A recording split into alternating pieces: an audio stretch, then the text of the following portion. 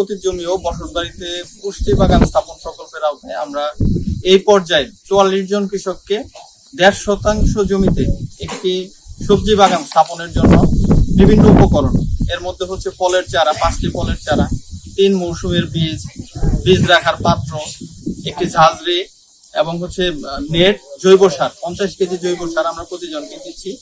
তারা হচ্ছে এটা করবে, সুন্দরভাবে করবে, সবাই খুব সুন্দরভাবে করবে। আমরা পরবর্তী মৌসুমে যদি আবার পুনর্স্থাপন তারা পায়, প্রকল্প আমাদের থেকে দেয়, আমরা সেটা করার জন্য তাদেরকে পুনর্স্থাপনের জন্য একটা ইউনিয়নে হচ্ছে এটা বাস্তবায়ন করতেছি।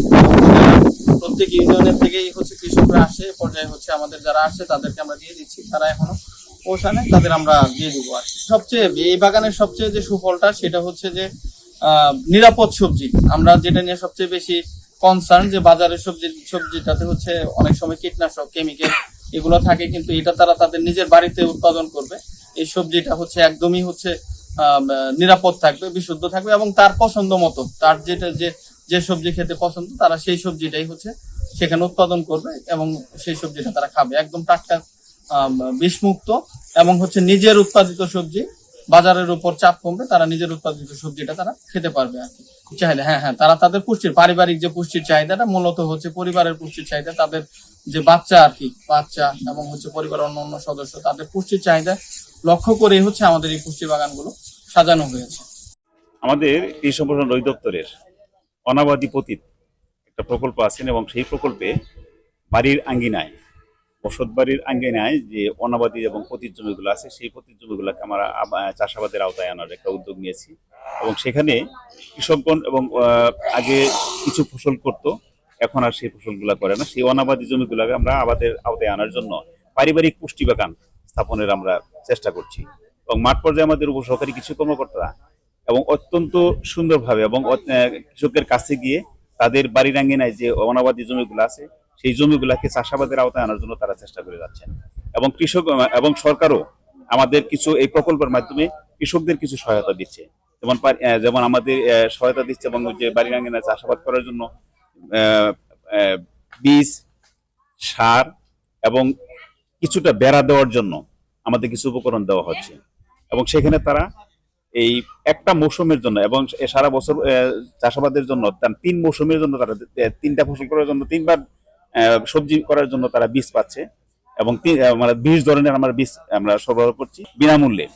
এবং তারা আমাদের উপসহকারী কৃষি কর্মকর্তাদের পরামর্শে তারা পর্যায়ক্রমে এই সবজিগুলা চাষাবাদ করবে এবং তারা নিজেরা খাবে এবং তার পরিবারের পুষ্টি চাহিদা পূরণ করবে। বাজারে যে সবজিগুলা পাওয়া যায় সেখানে হয়তো বিষ মিশানো থাকে এবং কীটনাশক কৃষকরা যেভাবে ছত্রছত্র ব্যবহার করে।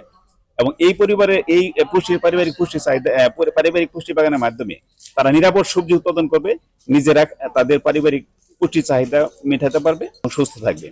লক্ষ্যে আমরা কাজ করে যাচ্ছি। আমরা সবসময় এবং কৃষকের পাশে আছি এবং তাদের সুন্দর সুন্দর পরামর্শ দিয়ে আমরা তাদের শুধু এইটা না, আমাদের সবজি না, অন্যান্য ফসলও যাতে নিরাপদ ফসল উৎপাদন করতে পারে সে ব্যাপারে আমাদের কৃষি বিভাগ সবসময় আমাদের পরামর্শ দিয়ে আসতেছে। থেকে এগিয়ে নেওয়ার জন্য আমাদের মাঠ পর্যায়ে নতুন ট্রেনিং আসছি, সেটা হচ্ছে পারিবারিক পুষ্টি বাগান। পারিবারিক পুষ্টি বাগানে আমরা 1 বস্তা জৈব সার, 5টা ফলের চারা, 20 রকমের বীজ এবং বীজ রাখার জন্য একটা কৌটা, একটি ঝাঁঝরি, এগুলো পেয়েছি।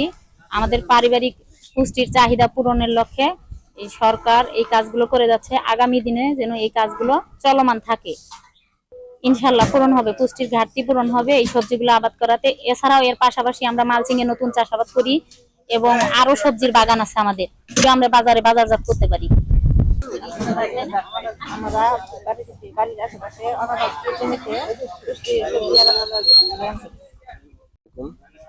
আমাদের বাড়ির আঙিনায় যেগুলা পতিত জায়গা জমিন পড়ে রয়েছে, এগুলাতে আমরা সরকারি ভাবে যারা স্যার আছে তাদের পরামর্শের ভিত্তিতে আমরা কিছু বীজ, কিছু চাষাবাদ, সবজি এগুলার চাষাবাদ করে আমরা নিজেদের চাহিদা মেটাচ্ছি।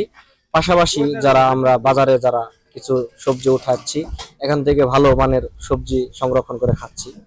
ইনশাআল্লাহ এভাবে যদি চলতে থাকে তাহলে আমাদের শরীরে রোগ প্রতিরোধ ক্ষমতা বৃদ্ধি পাবে এবং আমাদের যে বিভিন্ন ধরনের রোগ এগুলা থেকে আমরা বেঁচে থাকতে পারবো ইনশাআল্লাহ।